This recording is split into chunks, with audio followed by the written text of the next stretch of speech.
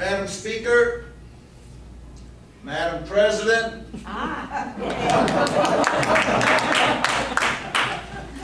distinguished members of Congress, honored guests, and my fellow Americans. We are the greatest and most blessed nation on earth. We have a bounteous and beautiful land, a skillful and creative workforce, and an inspired Constitution. After World War II, we built a growing middle class in which workers could support their families comfortably with one job, working 40 hours a week. 60 years later, the United States is unquestionably #1 in the industrialized world.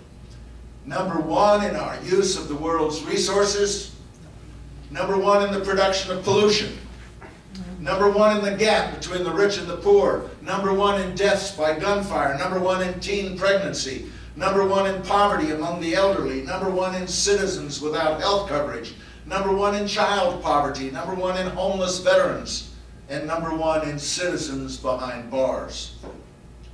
And all that was true before W came in and made things even worse.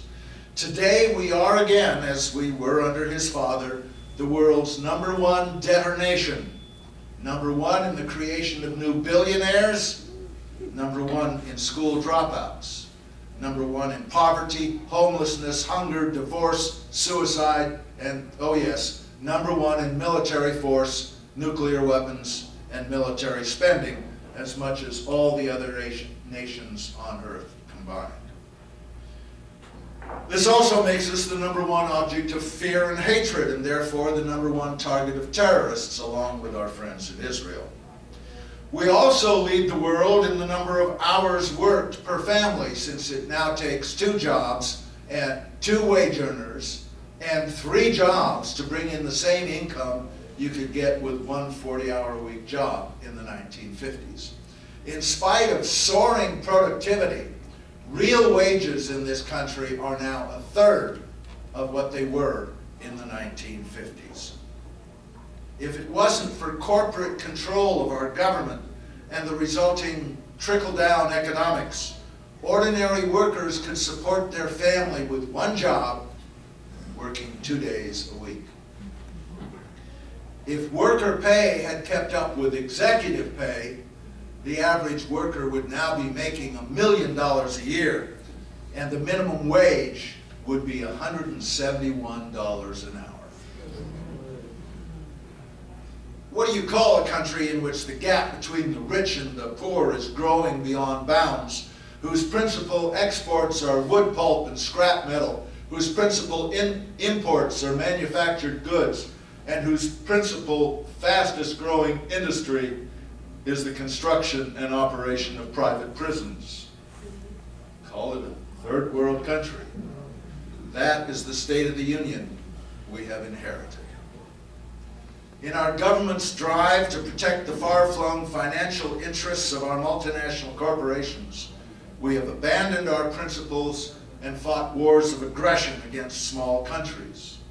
We have overthrown popularly elected leaders and installed puppet dictators who sell out their own people to our corporations.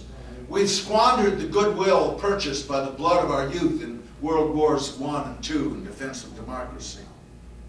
In our unilateralist arrogance, we have violated the legal framework established by our greatest generation at Nuremberg. In our phony war against the terrorists our own policies have created, we have overturned the constitutional protections given us by our founding fathers in the Bill of Rights. In our drive toward a corporate New World Order, we have sold out our workers, our families, our environment, our children's futures, and the American dream. This too is the State of the Union we have inherited. We've had the opportunity to create a land without want. What went wrong? Why are our workers paid such a tiny percentage of their true worth? Why are we the only major nation without a national health program?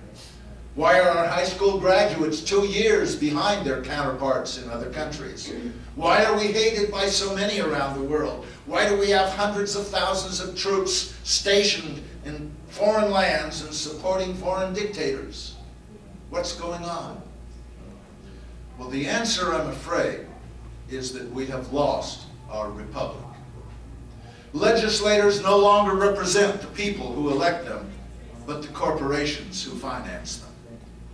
They answer not to their constituents, but to the lobbyists who line their pockets and fill their campaign coffers.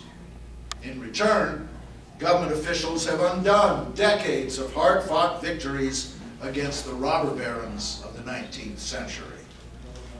Teddy Roosevelt, who won so many of those victories, is rolling in his grave at what's being done in the name of republicanism. For years now, through both major political parties, the world's billionaires have directed U.S. policy for their own personal profit. This has included agreements like NAFTA, CAFTA, and the World Trade Organization, falsely portrayed as supporting free trade, but in reality promoting free investment, overturning U.S. laws, and putting American workers in competition with those in the third world.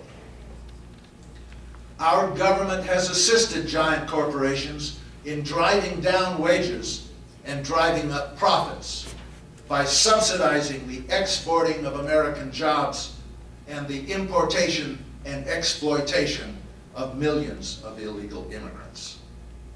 They have used NAFTA to drive down wages in this country by exporting our management jobs, our manufacturing jobs to Mexico. Then they have subsidized giant agribusiness in exporting corn to Mexico, undercutting Mexican farmers and driving them off the land.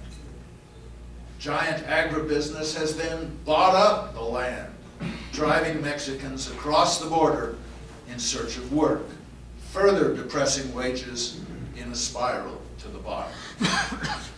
NAFTA has destroyed the quality of life on both sides of the Rio Grande. Corporate control of our government has also resulted in a series of wars, from Iraq to Bosnia to Kosovo to Afghanistan to Iraq again. Wars which are never in the interest of those fighting them or of the families left behind.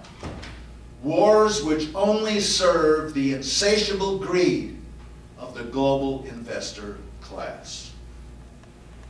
Corporate power over our political system, over the media, and over most aspects of our lives is the greatest danger we face today.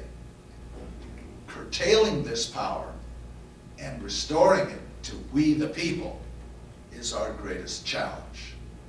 Until this is done, nothing else of great value is possible. Those of us who dedicate our lives to peace, economic justice, and environmental preservation can make little progress in our struggles so long as ultimate power is in the hands of those who profit from war, poverty, and pollution. Well, I didn't get here tonight by taking corporate millions. I didn't get here by selling myself to the oil companies, the pharmaceutical companies, the insurance companies. To be quite honest, I'm not quite sure how I got here. But here I am, and as long as I am President of the United States, this government will serve the needs of the people, not the greeds of the wealthy elite. I hope some of you might agree with that.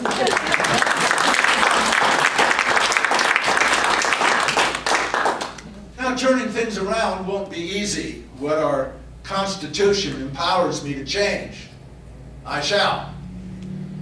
But for much of what needs doing, I'll need the cooperation of you in Congress, and I ask for it tonight. The Constitution does not make me the decider.